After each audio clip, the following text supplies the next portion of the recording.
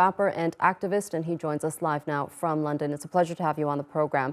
I want to start off with the UK's view on everything that we've been seeing happen in Gaza. And we did see recently the Foreign Secretary, David Cameron, publish an article with his German counterpart that was titled, "Why the UK and Germany Back a Sustainable Ceasefire." But when you actually read beyond the headline, you realize that they haven't really changed their policy, making statements like, "Our goal cannot simply be an end to the fighting today."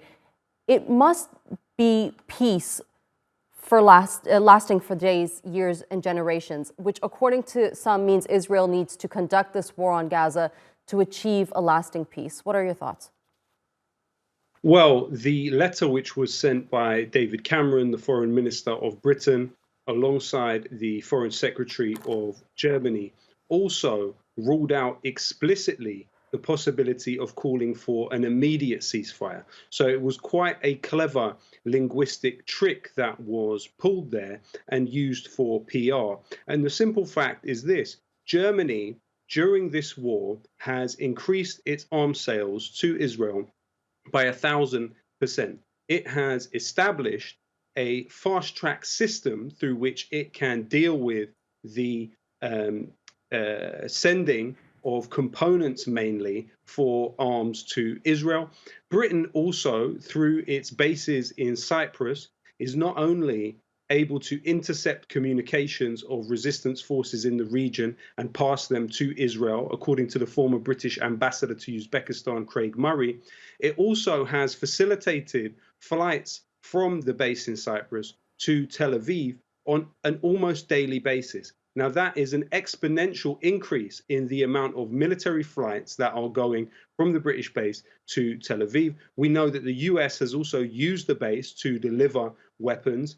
And we also know that Britain, in the early stages, in October, articles were published in the mainstream media in this country about SAS, British Special Forces involvement in what they called rescue operations in Gaza. But then swiftly after that, a D-notice was issued by the British government, which is the directive that will be sent to media outlets to encourage them not to publish anything about SAS operations in Gaza. What you also have is the example of the R1 Shadow spy plane being dispatched by the British Ministry of Defense above Gaza, which one of its specialities is target acquisition. Now, it's claimed by the British government that that spy plane is only being used in the case of hostage rescue. But the simple fact is that is considered one of Israel's military objectives, despite the fact that Israel has been quite successful in killing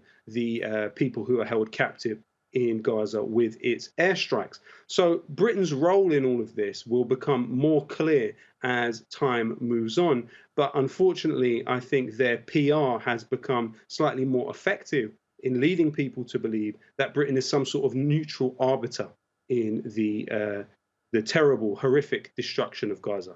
Well, when it comes to aid, there seems to be a global consensus that aid needs to be delivered in an uninterrupted manner. However, at the current rate of the attacks being conducted, it's made aid provision almost impossible. So there needs to be a ceasefire to get the aid to the people, and they need everything from food, water, medical supplies, hygiene kits, and most importantly, in the long run, psychosocial support. What's your assessment of the humanitarian catastrophe that we're witnessing today compared to what you've witnessed during your time in Gaza before? So what Israel has established in Gaza is an uninhabitable death camp.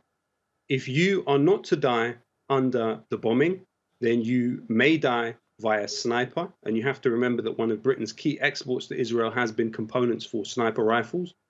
If you do not but die via sniper, then you are likely to, at some point as this goes on, die through lacking medical care. There was a gentleman today who died in Gaza who has diabetes and was not able to receive proper medical care for that. If you do not die through one of these already existing medical conditions, then you may die from dehydration. And if you do not die through dehydration, then you may die through hunger. We are talking about 98% of the population in Gaza not having enough to eat.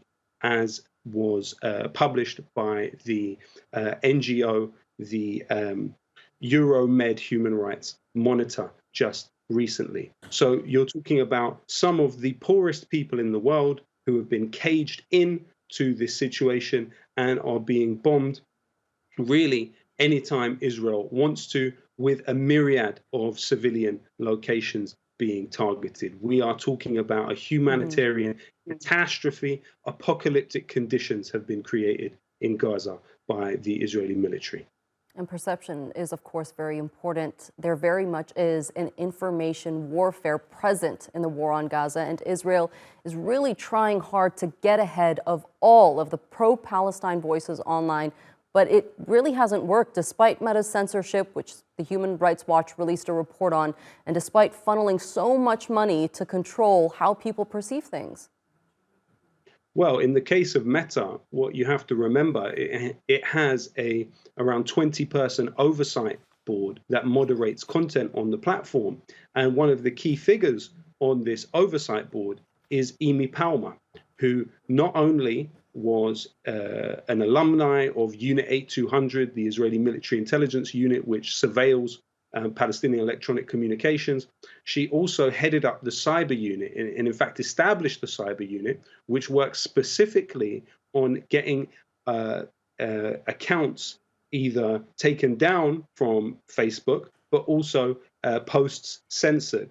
And so she went from working in that job for the Israeli government directly into a position on Meta's oversight board. So that's an extremely worrying occurrence. Also, you know that when Meta was Facebook, it had a subsidiary by the name of Onavo, which was founded by alumni of Unit 8200 in Israel's military, which actually was found to invade the users' privacy, the users of Facebook's privacy, by monitoring their behavior outside of the app. And that information was then used to acquire WhatsApp by Facebook at that time. So what you're talking about is, across social media platforms, constant efforts to try and curtail the drive for reality to assert itself on the narrative. And ultimately, yes, they are losing the propaganda war. And that's not because the mainstream media has been more honest this time. Ultimately, that is because reality and the force of reality has been able to assert itself on the narrative. And also, you have had these fantastic examples of humanity, like Mu'teza Azaiza and other fantastic journalists inside Gaza, who are daily transmitting and broadcasting the reality of what they are facing and documenting their fight to survive. Right, and there are some statistics that I think is worth to mention as much as possible to show our viewers just how dire the situation in Gaza is. More than 20,000 people have been killed due to Israel's bombardment of the besieged enclave. 70% of them are women and children. More than 25,000 children have become orphans. Thousands of people are trapped under the rubble as we speak. People are being operated on without anesthesia. I mean, just when you think it can't get worse, it does. But what happens when the bombs go silent and when Gazans have to face the reality of building their lives from scratch, but with all the trauma and the loss that they've experienced?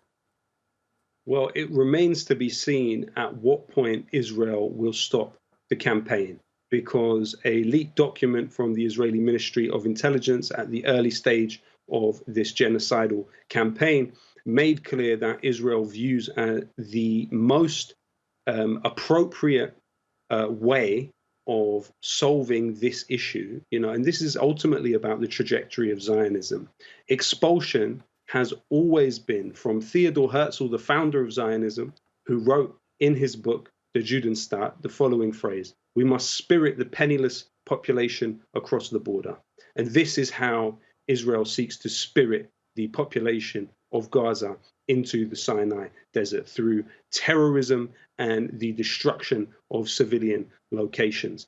And ultimately, Israel seeks the moving of millions of people into Egypt. And that is a fantastical aim. That is an extremely idealistic ambition.